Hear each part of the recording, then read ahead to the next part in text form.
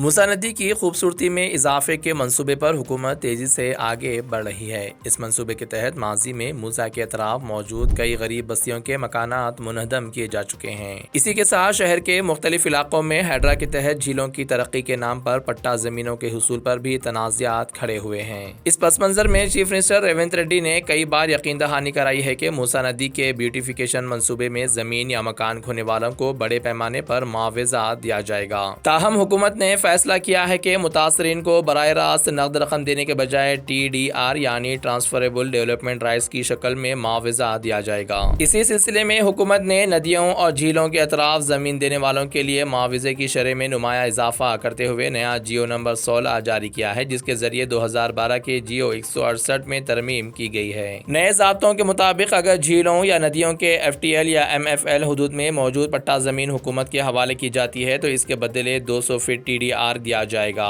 Buffer zone میں زمین دینے والوں کو 300% TDR دیا جائے گا، جبکہ نالوں کی توسیع یا عوامی ضروریات کے لیے بفر زون کے باہر زمین دینے والوں کو 400% TDR فراہم کیا جائے گا۔ حکومت نے زمین دینے والے مالکان کو تعمیرات میں خصوصی رعایتیں بھی دینے کا اعلان کیا ہے۔ اگر کوئی مالک اپنی پٹا زمین حکومت کے حوالے کرتا ہے تو اسے باقی زمین پر اضافی منزلیں تعمیر کرنے یا سیٹ بیک میں رعایت حاصل کرنے کی سہولت دی جائے گی۔ ہائی رائز عمارتوں میں 10ویں منزل کے بعد تعمیر ہونے والے حصے میں 10% TDR استعمال کرنا لازمی قرار دیا گیا ہے۔ TDR جاری کرنے سے پہلے محکمہ آبپاشی اور محکمہ ریونیو سے ایگزیکٹو انجینئر یا ایڈیشنل کلکٹر سطح کے عہدیدار کی منظوری لازمی ہوگی۔ 1 ایکڑ سے زیادہ زمین کے معاملے میں حکومت کی پیشگی اجازت ضروری قرار دی گئی ہے۔ متنازعہ زمینوں کے لیے TDR کو براہ راست دینے کے بجائے TDR بینک میں محفوظ رکھا جائے گا۔